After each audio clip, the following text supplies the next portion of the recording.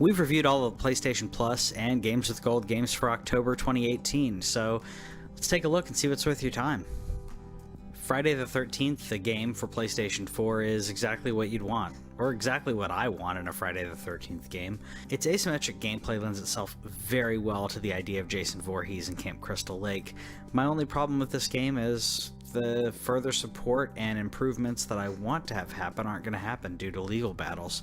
It's pretty sad, but I'm glad that this game is at least getting out for people to play. If you're a fan of Friday the 13th, I think you're going to love this game. It's not perfect, but it's probably as close as we'll get to a really good Friday the 13th game for a long, long time. The bridge on PS4 is probably my highlight of the month, at least for PlayStation. The artwork and even the world seem to be based on MC Escher's art. If you've ever seen a black and white drawing of stairs going every which way with people standing sideways or even upside down from your perspective, that's what the bridge looks like. That piece of art is called Relativity, and honestly the whole world seems like it's based on that piece of art. The mechanics are incredibly simple. You have 4 buttons. You can tilt the world left and right and move your character left and right. You're going through a series of puzzles trying to get to a door and possibly a key or two to unlock said door. The puzzles are creative and tricky, but not punishing. A lot of that is because the game allows you to rewind time when you fail, very similar to Braid. I really enjoyed the world and looked forward to each new puzzle and design. If you've been following us for a while, you know that if I'm recommending a puzzle game, it's gotta be something special. Overcooked on Xbox One is a game you should play with all of your friends and your enemies, but mostly your friends, because it is just hilarious to see your friends get frustrated. I would highly recommend this on couch co-op to be able to actually see your friends' faces when everything goes wrong. It's hilarious, it's great, it's frustrating, but in a good way. If you do play it in a group, you'll find yourself talking through the different ways that you could beat a level and different strategies. Some of them work, some of them don't, but it doesn't matter. You're going to have fun either way. Master Reboot. Have you ever wanted to be a soul manager, wandering through other people's memories, nightmares, and fears? If you have, your incredibly niche fantasy now exists as a very confusing, creepy, and bizarre game that, honestly, I had a lot of fun with. You're working for the company Mystery, spelled like misery. It's not a coincidence. The vast majority of the world exists as a textureless, disconnected series of rooms with problems to solve so that the occupants don't get upset that their afterlife isn't working correctly? I'm not entirely sure, as you're basically thrown in and told that you're an employee, but not much else. The disconnection between the different scenes makes sense if you're going through different people's psyches from behind the scenes.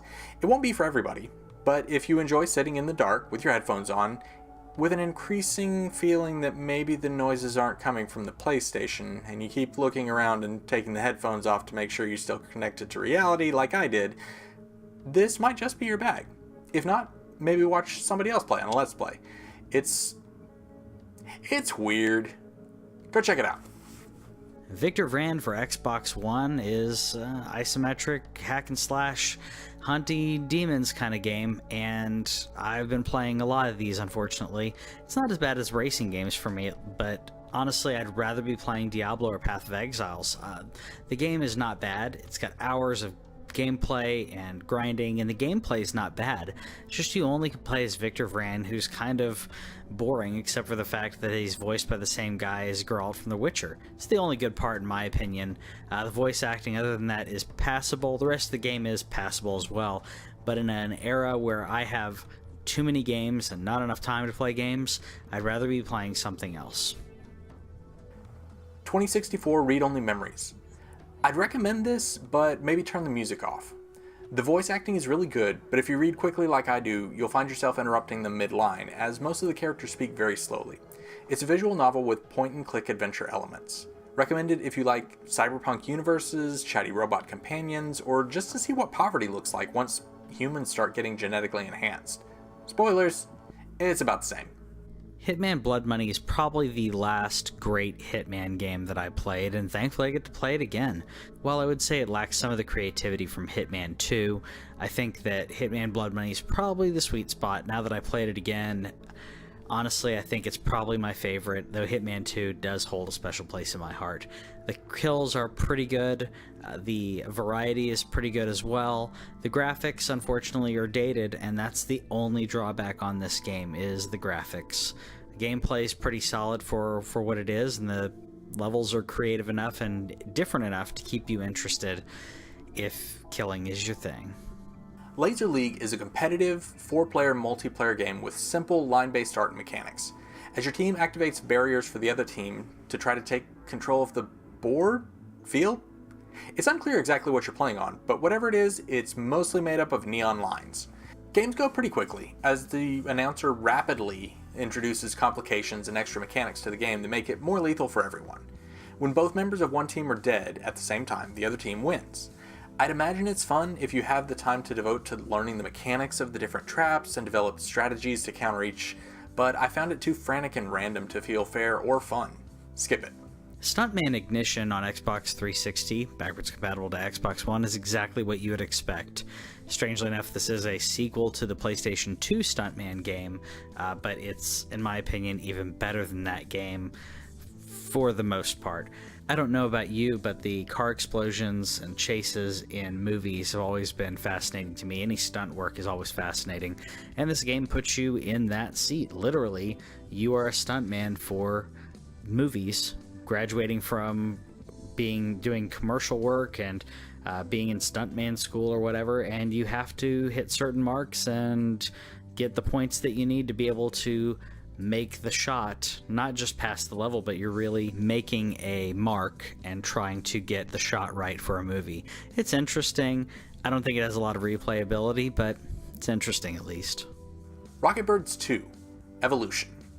We actually reviewed Rocketbirds back in 2015 for Plus, and I didn't particularly care for it. In the sequel, they've fixed some of my major gripes, such as the enemies using their dead companions for invincibility mode, but it's still just not that fun. You'll enter each room, and since they've basically done away with the stealth gameplay that made the first enjoyable to figure out, it's just frantic shooting until you've cleared the area. Then there are missions in each room, I use that term loosely, that you have to solve before moving on. My main problem with those is that they're very simple but time consuming. Like, you'll have to go over to this computer, push a button, go over to here, get a key, come back to the computer, push the button again, and that opens the door to the next room. There's not even really a puzzle to it. It's just moving around to kill time. There's another part of the game that involves like a twin stick shootery part, and some of that is really fun. It was my favorite part of the last game too. One of them you get to play where you go up against a submarine, and that was fun. But overall, it doesn't save the side-scrolling from making the game feel both very boring and frustrating. So go ahead and skip that. So who do you think won this month, PlayStation or Xbox? And what was your favorite game in the offerings this month? Let us know, and we'll see you next time. Thanks for watching This Week in Our Collective Heads. Subscribe over here and click the bell, and that way you'll know about any new videos that we put up, because we put up a lot of gameplay, a lot of stories from games and stuff like that, and gameplay is down here. Yeah, and you got more editorials and news stuff down here. Check it out.